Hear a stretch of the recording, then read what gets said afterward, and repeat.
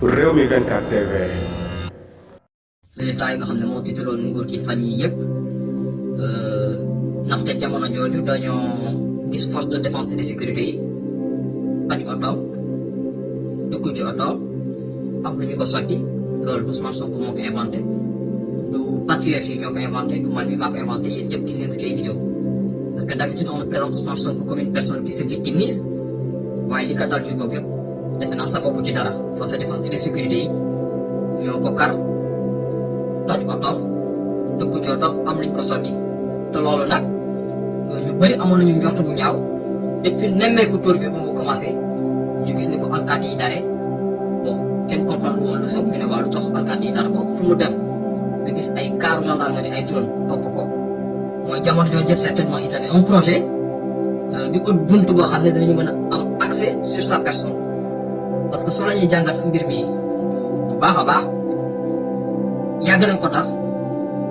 yàgg nañ ko topp waaye mosuñu àgg ci kawam physiquement te loolu dafa am lu ko waral si sama yaakaar mooy jour bu Ousmane Sonko amee son meeting à Capes génn buntu këram ne Marème Faye Sall ak Amadou Sall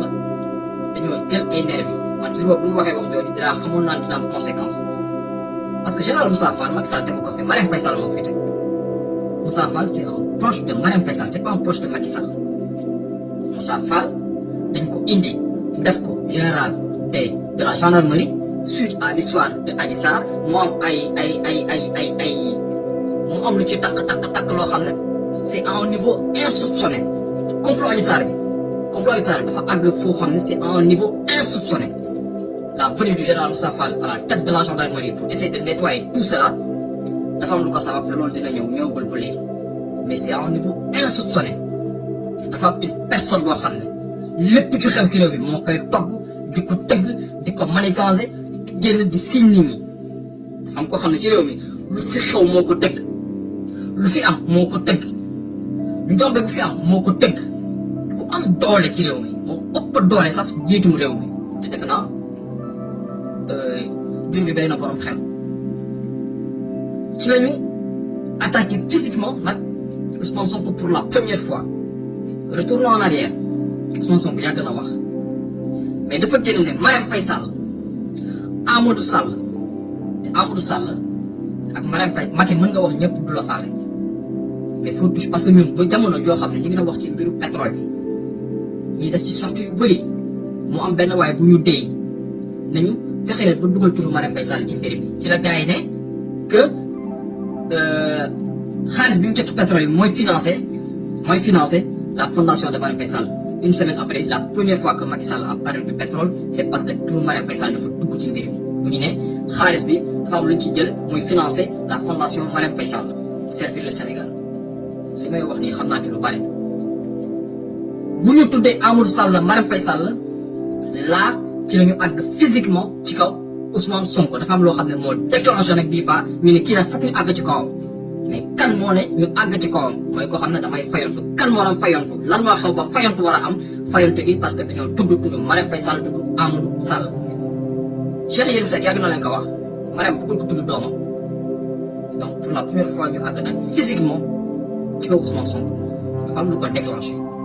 dellu leen ci ginnaaw ngeen ñu jàng Sénégal foog ngay taxaw di jàngat ay événement le jour où Ousmane Sonko a prononcé Marème Faye Sall Amadou Sall ci la dem meeting ak Capes di ñibbisi dara xew ñu song oto dafa jóge meeting di ñibbisi këram ñu song otoom di dóor ay gaz loo xam ne lii dem ci song y a quelque chose de personnel alkaati bi keroog mu ngi koy pompé loolu mu ko pompé tu sentais qu'il y avait quelque chose de personnel si acte boobu c'était personnel c'était pas pour dégg mais c'était intentionnel c'était en plus tu sentais que lii c'était personnel am na loo xam ne moo tax mu def lii am na koo xam ne sant na ko kii àggal ma ci kawam day mel ni rek nga am koo joteel muy sa sœur wala sa doom wala kenn yow nga am lu personnel loo xam ne da nga ko bëgg a régler donc Marème Faye Sall dafa am lu personnel lu mu bëggoon régler ak Ousmane Sonko ñu àgg ci kawam physiquement loolu moo xew nañu analyser mbir yi leneen lu mu bëgg a wax mooy Macky Sall suy wax c'est une grosse erreur quand j'entends des gens dire man Macky Sall du ko dégg il faut l'écouter Macky Sall day seetlu suy wax Macky Sall suy wax da ngeen ciy déglu bu baax a baax te di ko dégloo xel lu jëm ci Karim Wade Khalifa Sall nee na pour amnistie foog ñu ñëw toog waxtaan mais Macky Sall il prend jamais le nom d'Ousmane Sonko mu ne dialogue bi ku bëgg na ñëw ku bëggul bi mu ñëw ku gedd sa yaay moo ay wax boobu dafa am ku mu tontu loolu tontu la Macky Sall waxu ko nii dafa tontu ngeen dellu ginnaaw ñu ne Idrissa Seck demoon na seeti Ousmane Sonko Macky Sall ne loolu mosu ko yónni donc loolu day confirmer ne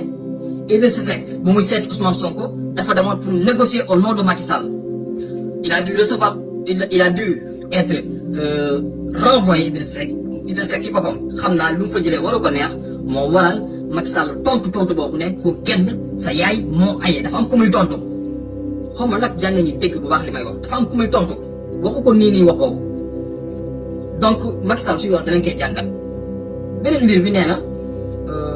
jàmm gën troisième mandat mu ne ñooñu ay lañu ut loolu qu'est-ce que ça veut dire ku leen ne jàmm mooy paix moo gën troisième mandat Macky Sall tontom nee na ñooñu ay lañu ut ay mooy kon donc ñi on va aller vers la confrontation ak ñoom ku leen ne jàmm moo gën troisième mandat nga ne ñooñu fitna la ñu yee mooy fitna tu supposes que ne yow da nga may dem troisième mandat te ñooy suñu ñëwee man du ma dellu ginnaaw ci lu ma nekk donc fitna dina am moo tax Macky Sall suy wax da leen koy déglu day senn bu muy wax li fi amoon du fi amati damay xool vidéo bi dafa màttatu bu mu paree wax Macky Sall suy wax da nga xool son comportement da nga xool gestuel yi tu apprends énormément de choses si moom donc man loolu rek laa bëggoon wax ci lu gàtt pour bañ vidéo bi gudd ñu ngi koy tuub bu baax di jégalu asalaamaaleykum